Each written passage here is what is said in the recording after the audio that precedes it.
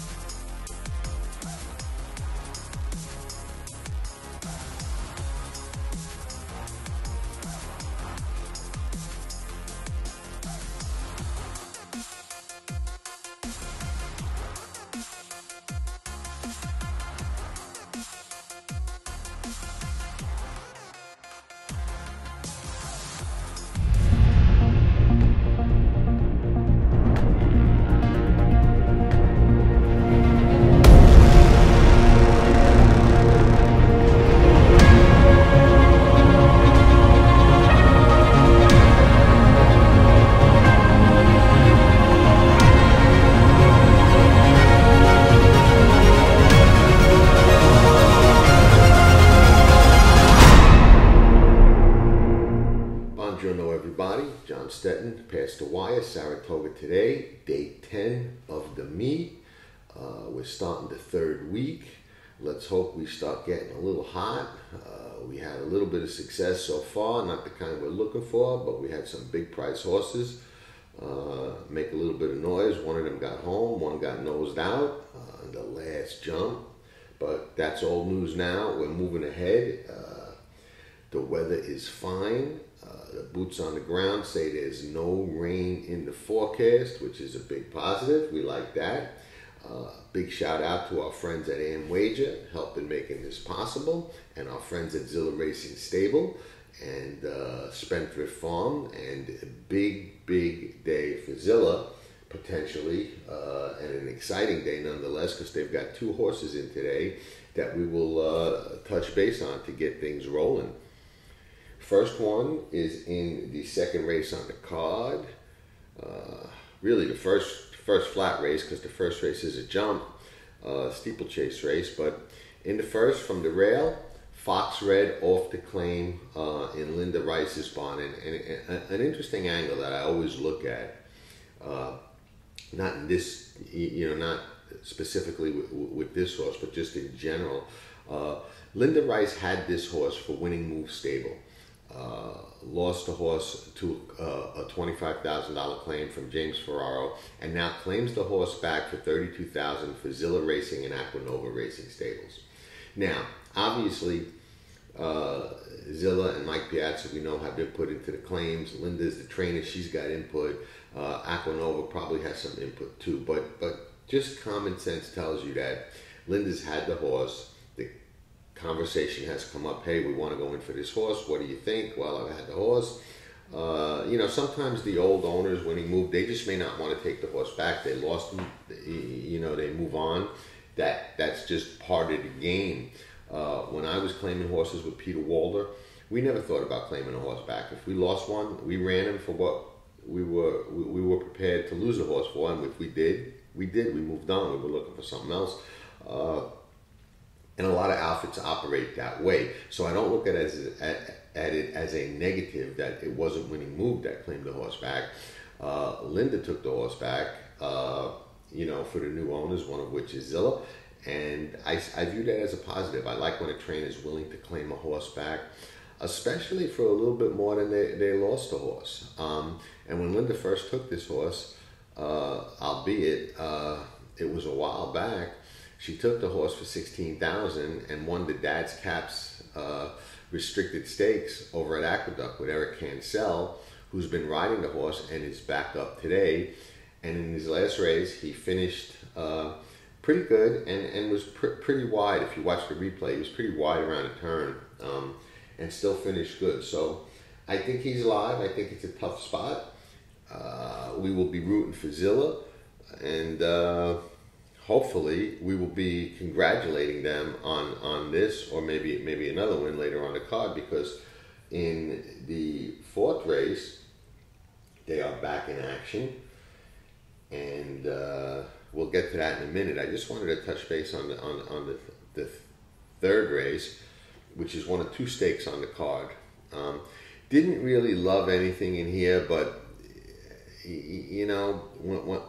I've just got to mention it because I came up with a horse that if I play this race, and I don't know that I will, is the kind of horse that I normally wouldn't play and look to bet against. But when I do the race, I keep coming up with this horse, and it's kind of odd. He's not a big price. It's the 8 Barrage, who, you know, is 4-1 on the morning line, has Irad Ortiz, and will attract money. But it's interesting because he's a maiden in the stake that's been beat by 2 horses in this race. Everybody else in the race has won a race except for him, so it's odd to run a maiden in a stake. He did run in the New York Stallion Series Stakes last time out and ran an okay third, puts blinkers on, but you would think they would go back to a maiden special weight race, and maybe they will, you know, in the future if he doesn't win today. But I thought it was kind of a confident move to keep him at this level. And when I do the race, I come up with him, which is odd for me because I usually don't like to bet maidens against winners. I don't even like to bet maidens necessarily first time against winners after they've won. So it's just interesting that in the way that I handicap, would come up with a horse like this. It is first time Danny Gargan. That's a pretty strong angle, about 35-38% over the past couple of years. You know, he has a tendency to get hot. I think he's 27% or something like that up there for the meet now, or about 11. I think he's 3 for 11, which is pretty good. You know, Saratoga's a tough place to win. Irad Takes the Call. Yeah, that's who I kind of come up with. I don't know if I'll do anything in that race or not. Again, I don't like betting that race, but betting that kind of horse. But I just thought it was odd I would come up with that the way that I handicap. Moving to the 4th race, we've got the other Zilla horse. Interestingly enough, also on the rail. They got 2 rail draws today. Hopefully the rail is good for our friends at Zilla. They got Casilda 40 Tails, another horse off the claim, this one by Orlando Noda. Orlando wins a lot of races, and you know, he runs them where they're supposed to. He's 20% off the claim. That's pretty good. It's not earth-shattering, but it's good off the claim. He's 13% at the meet, 2 for 15, I think, and took this horse for $30,000, non-winner of 2 lifetime race. It's one of the softer spots up at Saratoga, and runs him back for 25, a little bit less, but you know, same purse. The purse is 45. So if they won and lost the horse, they're out. He's got some speed from the rail with Manny Franco. It looks like there's a lot of speed in this race. You never know how they're going to unfold, but it looks like there's a lot of speed. It doesn't look like the toughest field in the world. There are some horses on the outside that look tough. I think Quasar will take a lot of money and possibly be a handful here for Rob Atras. But I don't know. I think we'll be rooting for Zilla and just seeing if they can get this one home with some speed from the rail. You know, another angle I'll just mention is a lot of people shy away from speed horses that go 6 or 6.5 when they go 7. I don't. I like that because sometimes in a 7/8 race as opposed to a 6, they relax a little bit more. They don't go as fast or hard right out of the box. They get a longer shot to get a breather. And I think that helps horses get that little extra ground and that extra furlong. So that's an angle that I actually like. So that's just something to remember going forward. But moving along, the 7th race really should be a stake race. It's not, but it certainly shoulda, coulda, or would have been. But before we get there, let's talk about the 6th a little bit because I talked about how workouts were not the end-all, be-all for me on an earlier show, but I do watch them a lot in the maiden special weight races and with the stakes caliber horses. So there was one horse, and this horse is not going to be a price at all. He's even money on the morning line, Cody's Wish, but the workouts on him are in my opinion, outstanding. He just looks like a racehorse. Full of run, gallop strong. I just like everything I see when I look at Cody's Wish in the morning, and you know, if he runs like he looks like he's working, to me, I think he's going to be a handful. Although he is stretching out to 1.125 miles, from a 7 furlong debut, where he did have some trouble. You know, that's sometimes a tough angle, but you know, he just looks like a racehorse. And he got a huge buyer, a 92 buyer in a race he lost last time, which I think is, you know, I don't put much weight on buyers, but the race did come back fast on all the sheets and with all the numbers. So that was in the mud. We'll see how that translates. But you know, his last workout on July 22nd, 51 breezing. That was just maintenance, in my opinion. I just think the horse can run. He just looks like a runner when he trains, to me. An interesting thing is Junior Alvarado, who rides a lot of horses for Bill Mott, looks like he got taken off this horse in favor of Joel Rosario. I don't know that for 100%, but Junior's riding today. He's got no call in that race, and Rosario is up. So read into that as you will. I don't know.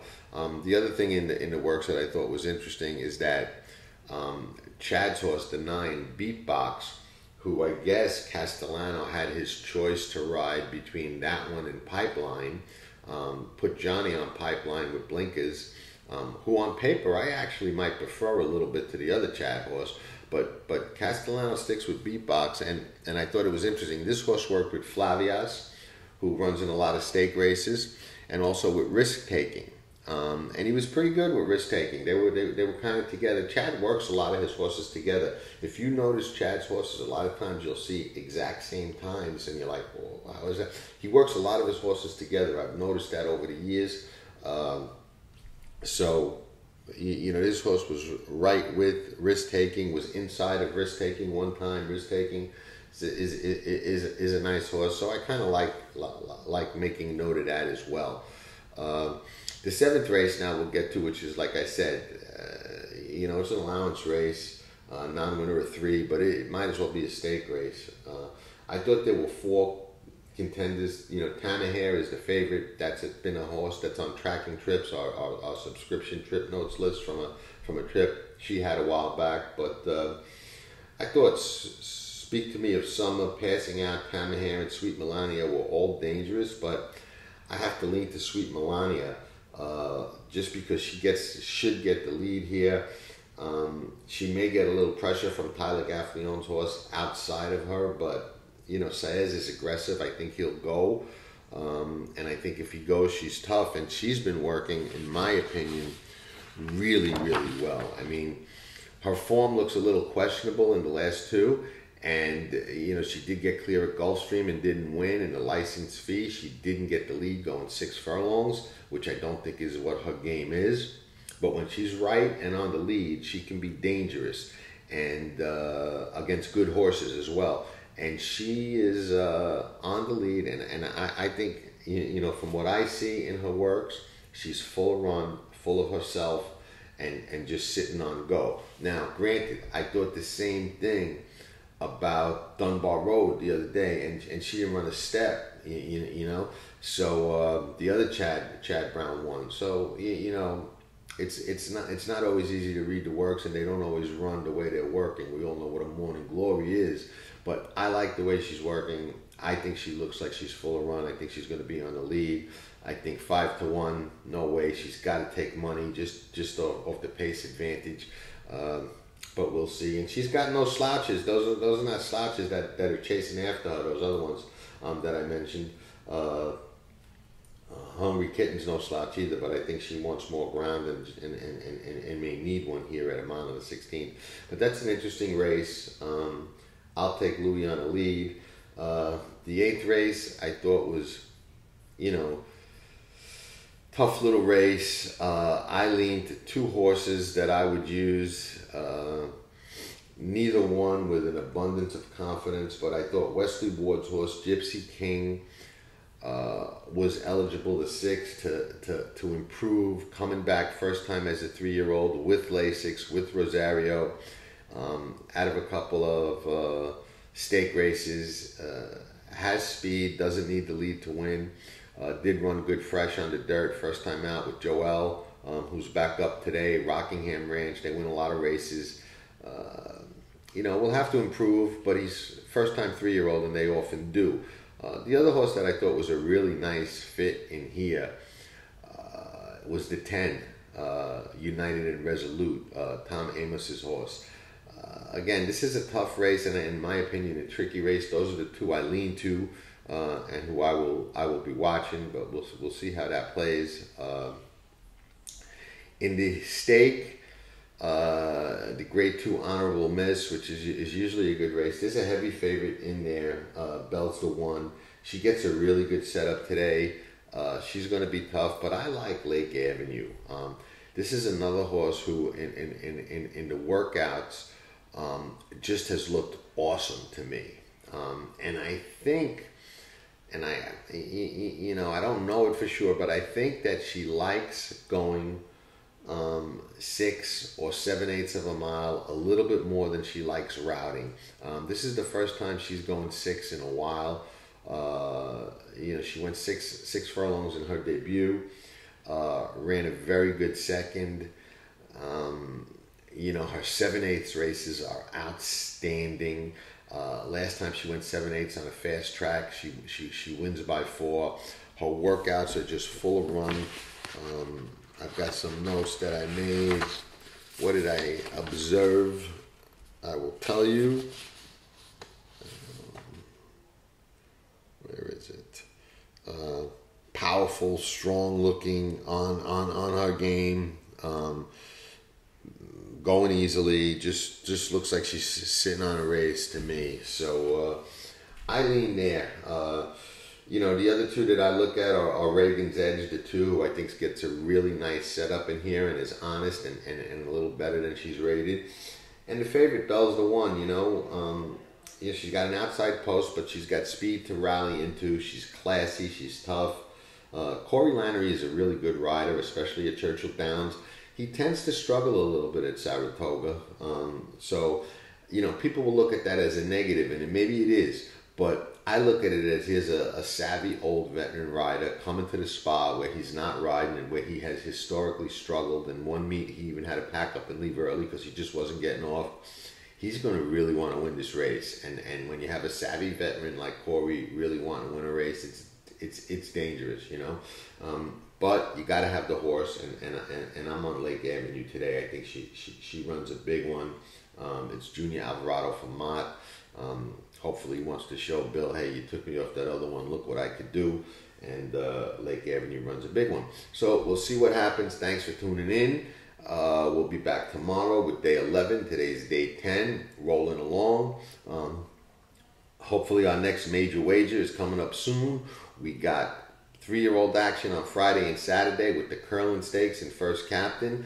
We've got the Jim Dandy on Saturday with Essential Quality. So we got some exciting racing coming up. We'll see what tomorrow brings. The weekend we know is going to be exciting. We're looking for the next major wager. Thanks for tuning in. Ciao for now. See you in the morning. Nobody does it better.